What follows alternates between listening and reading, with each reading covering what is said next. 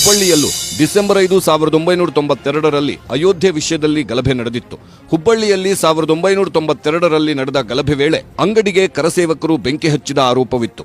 ಒಟ್ಟು 9 ಜನರ ಮೇಲೆ ಎಫ್ಐಆರ್ ಹಾಕಿದ್ದ ಹುಬ್ಬಳ್ಳಿ ಪೊಲೀಸರು ಇದರಲ್ಲಿ ರಾಜು ಧರ್ಮದಾಸ್, ಶ್ರೀಕಾಂತ್ ಪೂಜಾರಿ, ಅಶೋಕ್ ಕಲಬುರ್ಗಿ, ಷಣ್ಮುಖ ಕಾಟಗಾರ, ಗುರುನಾಥ ಸಾ, ರಾಮಚಂದ್ರ ಸಾ ಕಲಬುರ್ಗಿ, ಅಮೃತ್ ಕಲಬುರ್ಗಿ ಸೇರಿ 9 ಜನರ ಮೇಲೆ ಎಫ್ಐಆರ್ ಆಗಿತ್ತು. ಆದ್ರಿವತ್ತು ಅಂದ್ರೆ ಬರೋಬ್ಬರಿ 31 ವರ್ಷದಿಂದ ಹಳೆ ಕೇಸ್ಗೆ ಮರುಜೀವ ಕೊಟ್ಟ ಪೊಲೀಸರು 4 ದಿನದ ಹಿಂದೆ ಅಂದ್ರೆ ಡಿಸೆಂಬರ್ 29, 2023ರಂದು ಶ್ರೀಕಾಂತ್ ಪೂಜಾರಿ ಬಂಧನ ಮಾಡಿದ್ದಾರೆ. 31 ವರ್ಷದ ಬಳಿಕ ಅಯೋಧ್ಯೆ ಹೋರಾಟಗಾರನ ಬಂಧಿಸಿ ಕೋರ್ಟ್ಗೆ ಹಾಜರುಪಡಿಸಿದ್ರು.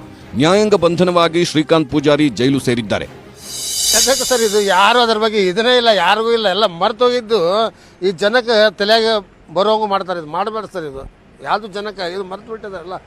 ಇವ್ರು ನಮ್ಮ ಲೀಡರ್ಗೆ ಇವ್ರು ಕೇಳಬೇಕು. ಅವ್ರು ಮೊದಲು ಈಗ ಯಾರದಾರ ನೋಡಿ ಅಧಿಕಾರದಲ್ಲಿ ಅವ್ರಿಗೆ ಇವ್ರು ಕೇಳಬೇಕು.